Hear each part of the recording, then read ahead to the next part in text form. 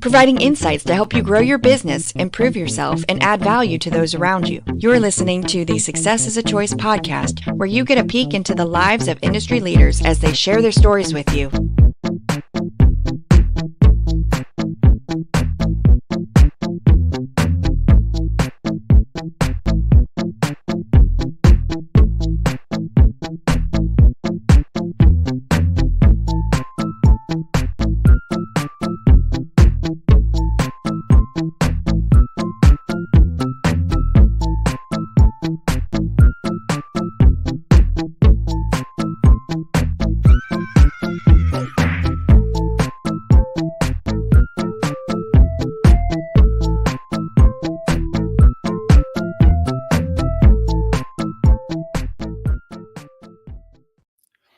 Hey, everybody. Welcome to the Success is a Choice podcasting network for our Leaders Growing Leaders series.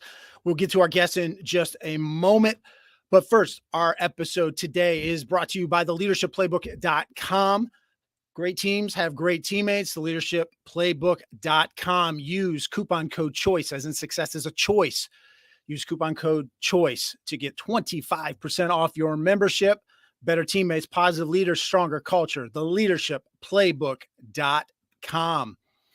Well, today's guest, we're very excited to have him on the show.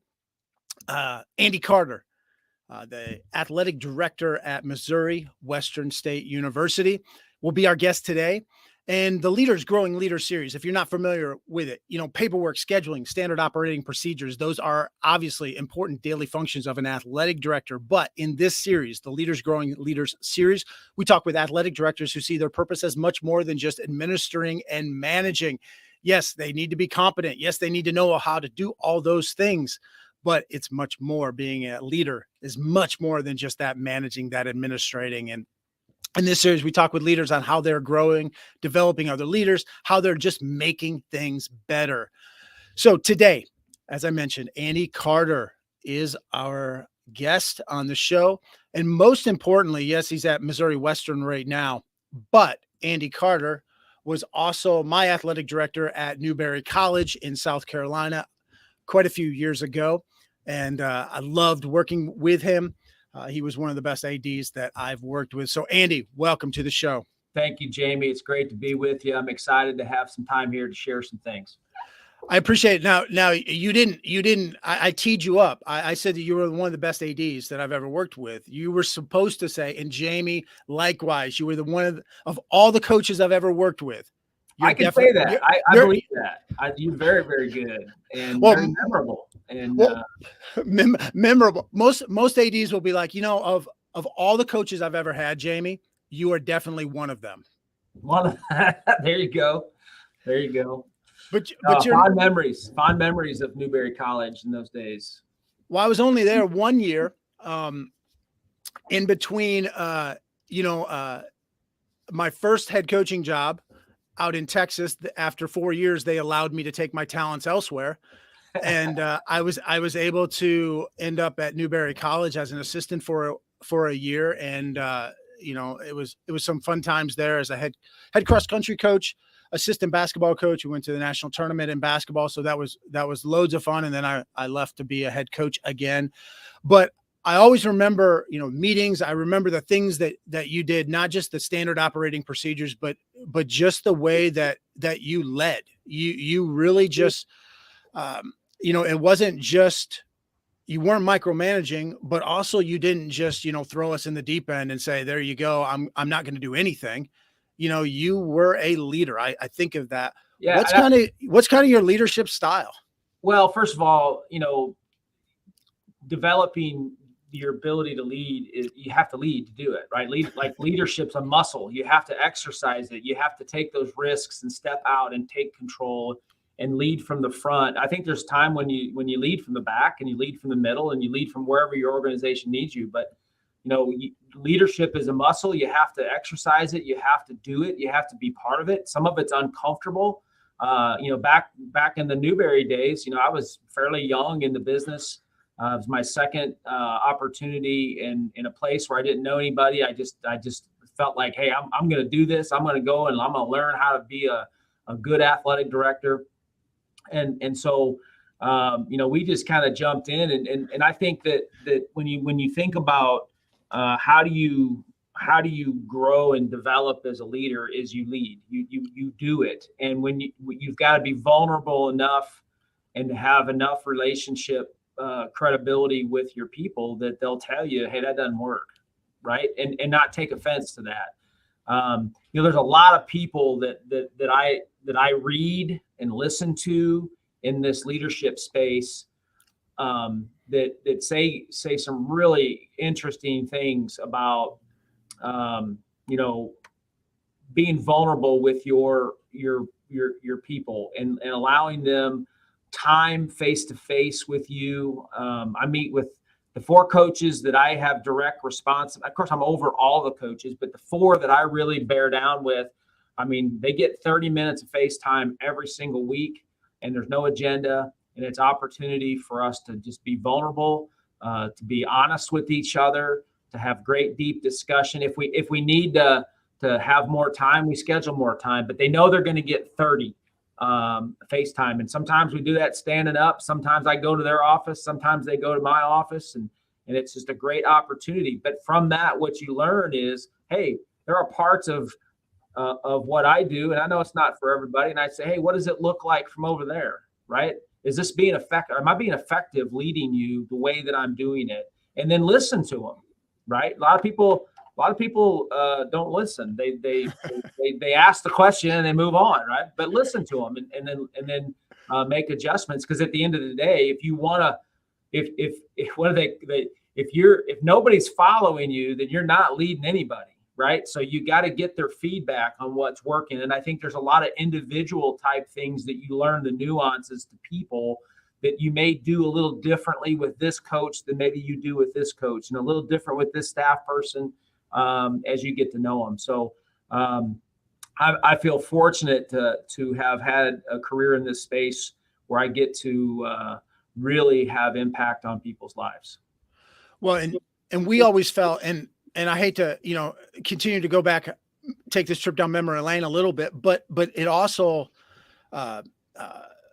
propels you into your other jobs as well. The stuff that you learned at Newberry and some of the qualities that I experienced firsthand at Newberry, but we always felt like you had our backs. We always felt like you were supportive of us, not in terms of 100%, and it wasn't something like, we just sat around and sing Kumbaya. You Right. talked about giving your 4 coaches a week, a lot of extra time, but leadership's not about Kumbaya all the time, but it is about us feeling like we're supported by you when we need to be supported by you. And one thing I remember you used to tell us kind of in some conversations that we would have, you say you pretty much get whatever you ask for from the president or from the school, but you don't ask for everything. Right. You pick your battles.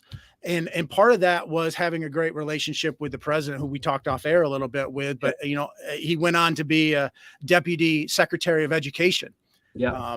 At the highest level. So talk a little bit about, getting the support of working with people, of kind of getting your way, but not asking for everything, not, picking your battles, so to speak. Yeah. I learned in my first AD job, I remember being a little frustrated that progress wasn't happening as quickly as maybe I thought it should happen. And I was, I wouldn't say I was whining, because I'm not really a whiner type, but I was probably just sharing some of my frustration with my supervisor. And it wasn't the president, he was provost, a great guy at Missouri Baptist University. And he finally slapped the table and he said, all right, let's take a look here. How long have you been the athletic director here and the baseball coach? And you've been here for all these years. And he said, you've gotten everything you've ever asked for. You always haven't gotten it when you wanted it. You had to exercise some patience, and you had to exercise a little faith in the leadership of the university. He said, but you've gotten everything you've ever asked for. So what's making you frustrated? And there was a lot of truth in that, right? And so what I've learned over years, this is my 6th AD job, and you work with presidents and leadership on campuses, is that I can only be as effective as my president allows me to be. And so as I've gotten older and more experienced, the questions that I ask on the way into a job are a lot different now than they were when I was young and dumb. And I just wanted the job, right? I just wanted an opportunity to prove myself. And I didn't even ask those questions when I went to Newberry College. I didn't even know the right questions to ask, if I'm honest with you. I just dug in and got to work, and there were no promises of success or anything like that. And you exercise those muscles of leading and figuring it out, and how to get through adversity and how to handle challenges and work together and build culture. And then you're like, oh, wait a second. You look up one day and that this works, right? These things actually work. And now you take those to the next place and then to the next place. So, obviously coming into this position, I had a fantastic president and very supportive. I'm smart enough to know what to ask for and when to ask for it, and understand that there's a bigger university happening here. It just so happens that athletics is a big part of this university, and we're a big part of, we're the major marketing tool for the university. We're very visible. The front porch mentality, you might say, not the most important part of the house, but the most visible part. And so we have a huge responsibility in living up to that. And it's working for people that love students, and they are all about the student athlete experience and them having a fantastic experience and believing that the winning a competition is a part of that experience. And that's a big time place to be. Well, I like how you said that, you weren't necessarily a whiner, or you're not a whiner. You're not a complainer about stuff. And I remember you used to say often, hey, if it was easy, we wouldn't need you. That's right. There's going to be challenges, and you got to step up. Anyone can whine. That's right. Even the jobs that we think are great from the outside looking in have challenges. And those people are having to grind through finding solutions. At the end of the day, that's what I see myself as. I'm finding solutions. What's the next hurdle that's going to get in our way, and are we going to go around it? Are we going to go over it? Are we going to go through it? How are we going to manage that process of getting through that whatever that adversity or whatever that hurdle is for whatever program we're talking about, and helping our coaches understand that if I told you this was a perfect job, you should run, because they don't exist, right? Because there's people and there's resources and mixes of things that we can't control. But what I look for is people that are, the values in that we're developing in our leadership here is, number one, truth. We gotta speak truth to people. We gotta tell the truth. If I don't get the honest truth, as good or bad or ugly as it might be, then it's really hard to find a solution on how we move forward. So we gotta speak truth. We gotta love each other, even when we don't like each other. We gotta love our kids. We gotta love our school. We gotta love everything that goes into building winning cultures.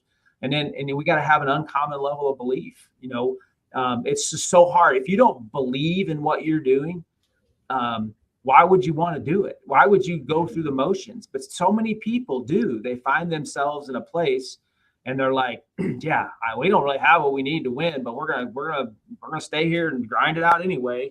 Well, I need people that believe above that, right? And they have an uncommon level of belief to go with the honesty and the love that's required to build cultures. How do you find those people? Is there a secret sauce? Is there a magic trick that you have? Is there something that when you're meeting with someone, or you're reading a resume or whatever, you're like, that person has it. That's the person that we need here? Or I understand it's an inexact science. It is. But is there something there that you can kind of put your finger on sometimes? I think it comes down to values, right? And so, questions that you ask people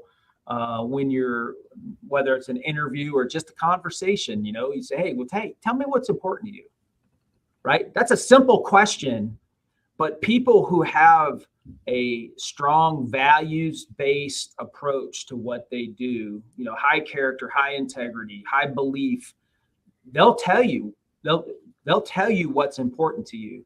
And winning is extremely important in the business I'm in, right? Mm-hmm. We keep our jobs or lose our jobs, whether or not we win athletic competitions. But I'm going to tell you that if that's where your focus is, you're going to fall short more often than not. Your focus has got to be on your values and building a culture of relationships, a culture of, people talk about culture. Culture is the buzzword of the last 10 or 15 years. And culture is not what you say it is, it's what you do. Like, what are those habits? What are those things that you're willing to do and commit to every single day that gets you where you want to go? And we don't talk about game days here. We don't talk about winning game days. We talk about winning today, right?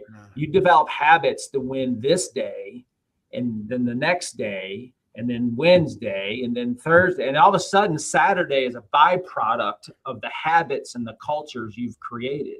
And so when it's like this, when I share my faith with somebody, and I say something that's spiritual, somebody who is a Christian and has a strong faith can't wait to respond to what I've just said. It's the same thing in leadership.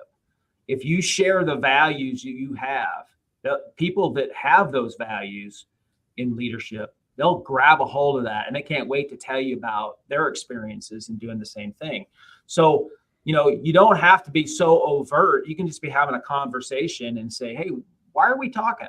What is it about what we're doing that is interesting to you? Or, hey, what's important to you? What do you like to do when you're not at work? Right? And you start to learn about who that person is and what makes them tick and what drives them. Because if everything that we did rose and fell on how we did on Saturday, well, you're going to be upset a lot, right? Because you're either building a program or you're trying to stay at the top. I mean, it's all hard. Everybody else is trying. Everybody else is giving scholarships. Everybody else is adding staff or building. So we can't go buy what we want. We have to develop what we want. And it's not the stuff that helps you build culture and win.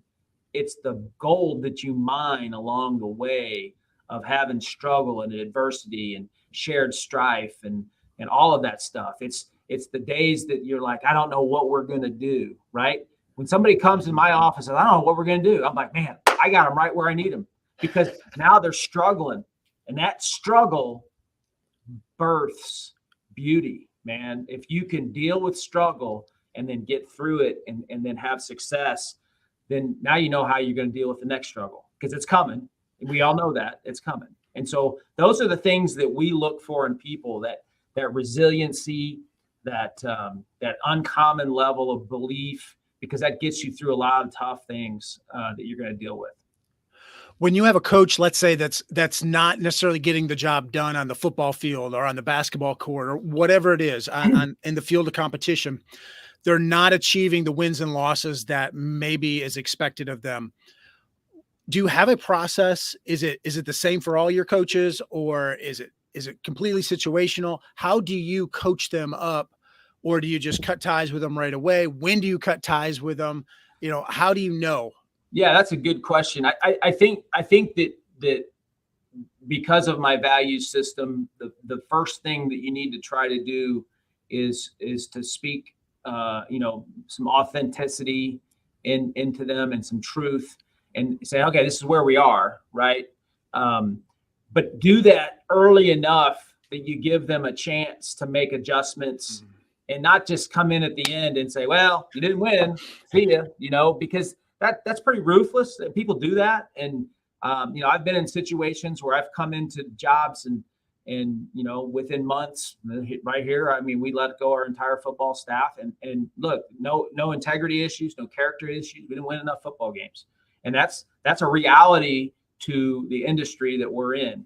But I'm meeting with that coach every week, right? We're talking after games. We're talking, well, what are we doing? How are we adjusting? What things are we trying to accomplish? And I think there's something really important to developing other leaders around you, is that you have to have really clear expectations on what the deliverables are, right? If and I've never said this to anybody, you got to win 10 football games this year. That's not what I'm talking about. That's what I think fans think about. Well, they're telling him if he doesn't win 10, he's out. I've never been part of a discussion like that. Right.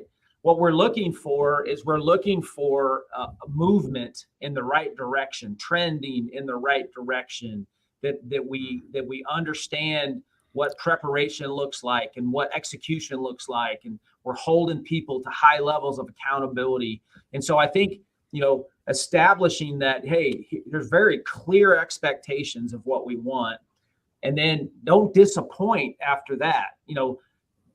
I think my friend Kevin DeShazo has a thing where he talk about challenge and support. Well, we're all good at challenging people. If you're in this business, you're really good at that part. But where are you when it comes to supporting them, right? Where's the balance in that thing? So you gotta set the expectation and challenge, but then you got to come in with that accountability. That accountability can't be one time a month or every other week, or that's a daily. Right. It's a daily thing of, hey, how are we doing? What's going on? I'm here for you.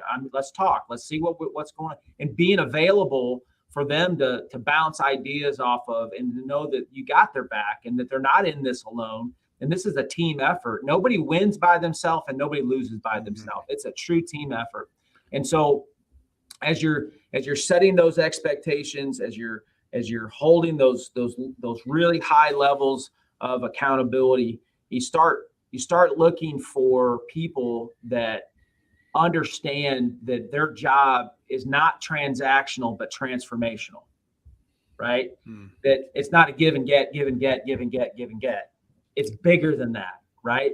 And so when you generally, in my estimation, when you generally have good people working hard and have bought into what the value structures are and the value proposition, but they still can't win, it's never a surprise.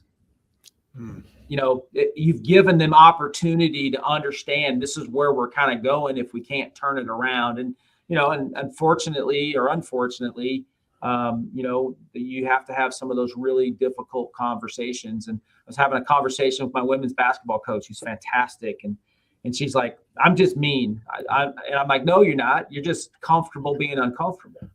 Right? Some people aren't comfortable being uncomfortable. And so they avoid the tough conversation. Well, you learn to be, compassionate and empathetic, which aren't things that come natural to me, right? But you learn to do those things out of love for your coaches and say, hey, we don't want to get to this place, but this is a reality that if we get to this place, then, we're going to have to go in a different direction. And then if you end up in that place, then it's not something that they're like, oh my gosh, how'd that happen? Right. You keep the conversation at a current level. You had mentioned earlier that you wish you had known the right questions to ask, or you wish you had paid more attention to that as you're looking for an athletic director job. Are there other mistakes or things that you wish, if you took the time machine back years ago, you wish you had done differently? And related to that, piggybacking on that question, is how are you a better AD now than you were 10, 15, 20 years ago? So those are kind of related. I don't think I would have done anything differently, because I think there's my lack of understanding allowed me to take some necessary risks that I may not have taken if I knew the right questions to ask, right? And so sometimes the best way to learn how to swim is to get thrown into the deep end of the pool. And that's what happened when I went to Newberry. Funny, years later, President Zase, I went to him and I said, hey, I didn't know that the school was on accreditation probation. He goes, yeah, they didn't tell me either. I wasn't going to tell you.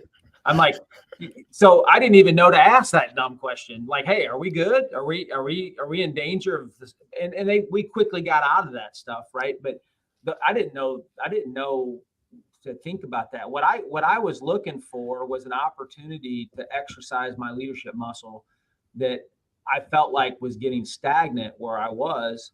And I was like, I want to go tackle something that I can be better at the end of the process.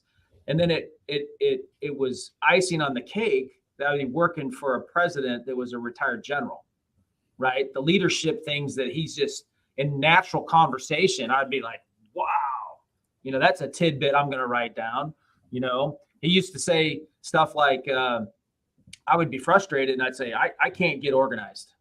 I can't determine if I want to do it electronically. I can't determine if I want to have a book. I can't figure out my calendar. And he's like, well, I'm going to tell you. He said the studies say that all the best at being organized struggle with this all the time.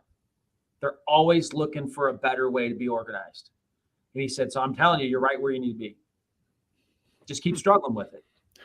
Just know that it's never going to end, right? You're always going to keep trying to find a way to keep your life organized because it's hyper speed all the time and it changes. And what I think I'm going to do when I come to the office in the morning, 9 times out of 10 doesn't happen, right? Something else takes over. And that leads into a whole nother conversation of how I prepare myself for work because that's the way my life is. So I wouldn't do anything different, but I have learned to ask some really what I would say are foundational questions of presidents, and they're one of them is really easy, but what do you want? Right, and that's a simple question, but it speaks volumes. The follow up to that: are you prepared to do what it takes to have that? Right. I want to, there's a lot of things I want, but I'm not willing to sacrifice to have them. Right. Mm-hmm. And then those two questions form the ability to start saying, okay, well, let's look at this situation. If you want to win in football, this is what's required from a commitment from the university. Now that you can't buy wins, right? If we could, we all would. But we know it doesn't happen. You can't buy culture. You can't buy process. You can't buy that stuff. But if you want to be in the conversation, there's a certain amount of investment that you need to have into a particular sport to have that opportunity. So when you say that you want to win, that's what you want, then this is what we're looking at. Are we okay doing that? Can we do that? And so many leaders, that's where they go, I don't know. They want to kind of manage that whole thing. Let's see if we can do it with this half measure, a quarter measure, right? Rather than a full measure. And I was just so impressed with my president here. She didn't promise me anything. She just said, I want this to be a destination place for Division II athletics. Right. And I said, well, you're in the right conference. And do you understand what that means? And she did. And she was fully transparent with me that she'll be supportive. Now, I'm not walking in asking for $30 million facility today, right?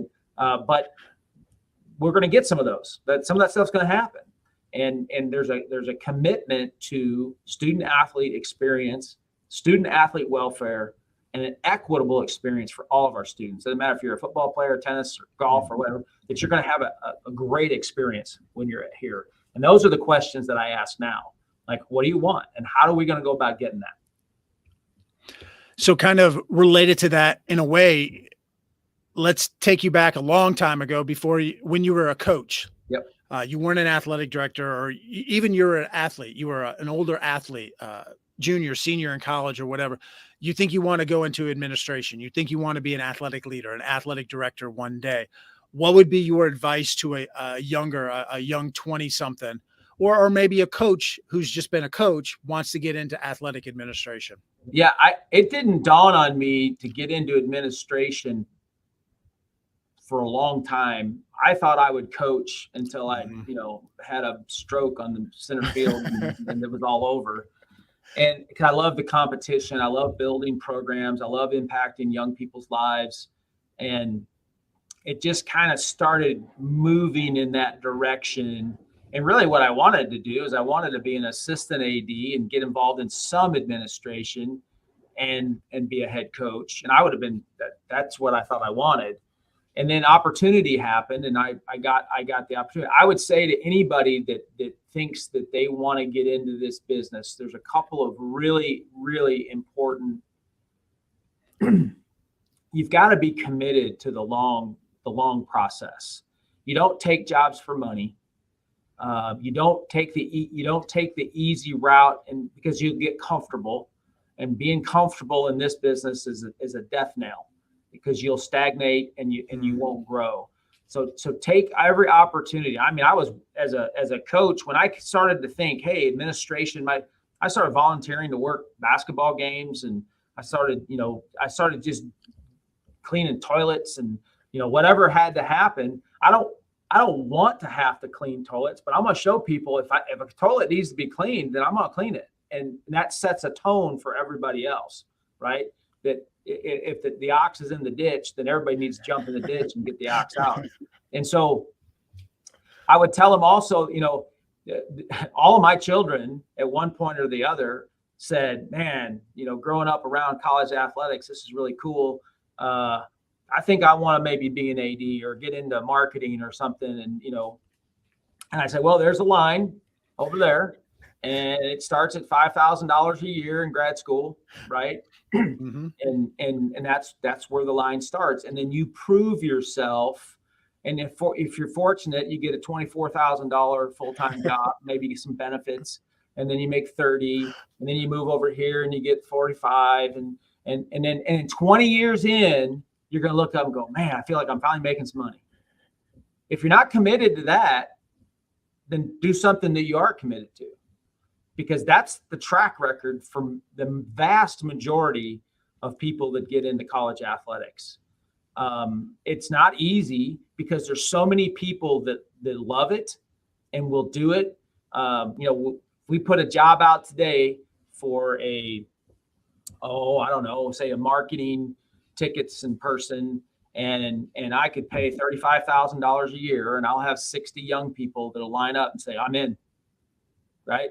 Doesn't matter. I'm in. The reality is that there's more people that want to work in this industry than there are opportunities. And if you're not committed, what you're finding now is it's getting harder and harder as an employee market. It's harder and harder to hire people. People are starting to become unwilling to work the hours and the low pay. And what in my opinion, what that's going to do is just going to clear the deck for the people that really want to do it, right? That might get squeezed out previously, but there's going to be more opportunity. We did a bunch of hires when I got here. We had, we hired associate AD, senior associate for external. We hired a compliance. We hired a home events director. We hired a video production director, and we didn't lack for people that wanted to work, right? And we pay pretty well, and so if you want this and are committed to it, it's wonderful life. I mean, it's the quality of life of being on a college campus and around young people that are energetic and fired up about their lives, man, and you get to impact them. And by impacting them, you're going to impact the arc of their family, their future family. Yeah. Man, there's nothing better. Well, we appreciate your time. Can't say enough about what you've done in your career and the impact that you've had on coaches and student athletes alike. And thank you for your time, continued success, continued good work where you're at. Actually, I should know this, on Twitter. If you guys are out there listening, you're on Twitter, you want to follow Andy. Yeah, at AVCAD. At AVCAD. And we have those in the show notes. So you can check that out. I'm not real active, but I do get active at times when I have something to say. Well, that's great. That's great. And we'll also put in the show notes his bio and a link to Missouri Western State University athletics as well. So you can check out what they're doing there, because they do have a very top-notch program. Awesome. And so you definitely want to check that out. Guys, I appreciate everybody out there watching, whether you're watching this on YouTube, watching it on Facebook, LinkedIn, Rumble, maybe you're listening to this on the Success is a Choice podcasting network. We definitely appreciate that. and everyone's continued to support. If you guys have a chance, if you would kindly smash that like or subscribe button so that you get all our Success is a Choice episodes. We go 7 days a week. So if you want to get those episodes without even having to go look for it, they come to your phone, they come to your tablet automatically. Hit the like or the notification button. Otherwise, until next time, remember that success is a choice. What choice will you make today?